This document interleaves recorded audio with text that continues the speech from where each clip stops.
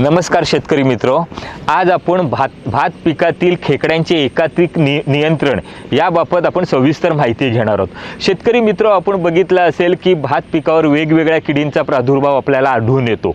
आता आपण बघितलं असेल की भात पिकावर आपल्याला खोड किडा आहे, पाने गुंडाळणारी अळी आहे, लष्करी अळी आहे, तपकिरी तुडतुडे आहेत, निळे भुंगेर आहेत, अशा विविध प्रकारच्या किडींचा प्रादुर्भाव आपल्याला दिसून येतो।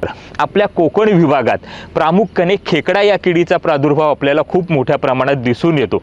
आणि आपण बघितलं असं शेतकरी मित्र म्हणतील खेकडा तर आम्ही पकडून खातो, तर ही कीड कशी झाली?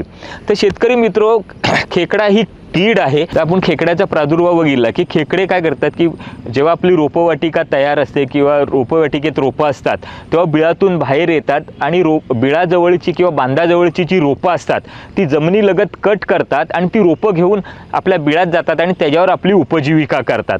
हेच जर आपण पुनर्लागवड केलं तर पुनर्लागवडीनंतर ही जी बिळाजवळ किंवा बांधाजवळ रोपं असतात ती कट करून आपल्या बिळात नेतात आणि त्याच्यावर उपजीविका करतात। यामुळे काय होतं की रोपांची संख्या कमी होते आणि त्यामुळे आपल्या उत्पन्नावर विपरीत परिणाम होऊ शकतो। तर हा एक झाला प्रादुर्भावाचा प्रकार।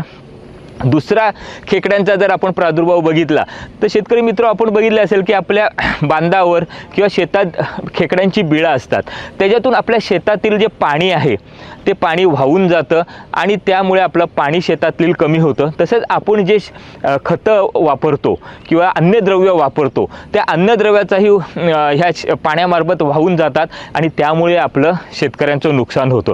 आता आपण बघितलं शेतकरी मित्रो की खेकड्याचा प्रादुर्भाव कसा आहे। आता ह्याच्या नियंत्रणासाठी आपण काय करू शकतो?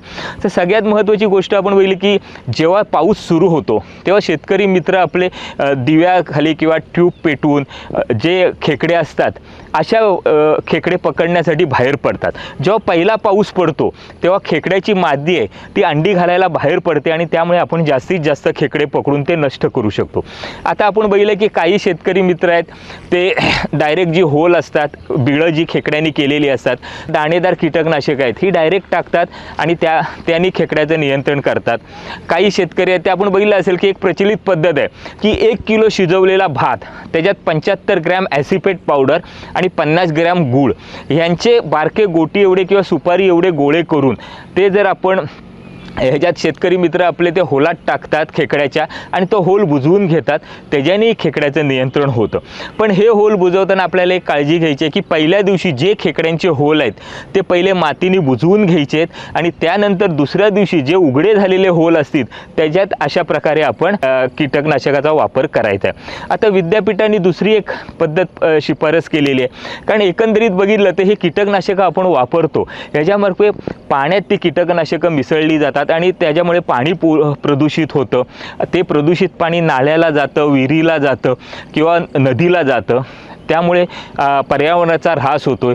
किंवा बघितलंच की जे नैसर्गिक मित्र आहेत आपले बेडूक असतील, मासे असतील, हेही त्याच्यामुळे मृत्युमुखी पडतात किंवा जे चरणारी गुरं आहेत किंवा पक्षी आहेत यांनाही त्याची बाधा होऊ शकते। यामुळे आपण एक पारंपरिक पद्धत जी निसर्ग पोषक आहे आणि त्याचा कोणताही विपरीत परिणाम निसर्गावर किंवा मित्र कीटकांवर होत नाही याचा आपण एक अवलंब केला आहे। आणि आपण त्यासाठी जे चिंचुके असतात, चिंचीची जे बिया आहेत त्या 10 तास पाण्यात फुगत ठेवून त्यात आपण प्रत्येकी होलमध्ये एक ह्या प्रमाणात टाकली आणि होल बुजवून घेतले तर अशा प्रकारे आपण खेकड्याचं नियंत्रण खूप चांगल्या प्रकारे करू शकतो। तर शेतकरी मित्रो, आपल्याला या खेकड्याच्या एकात्मिक नियंत्रणाबद्दल आपण आता थोडक्यात माहिती घेतलेली आहे। जर आपल्याला हा व्हिडिओ आवडला असेल आणि ही माहिती आवडली असेल तर आपण नक्कीच लाईक करा आणि सबस्क्राईब करा आणि शेअर करा। धन्यवाद।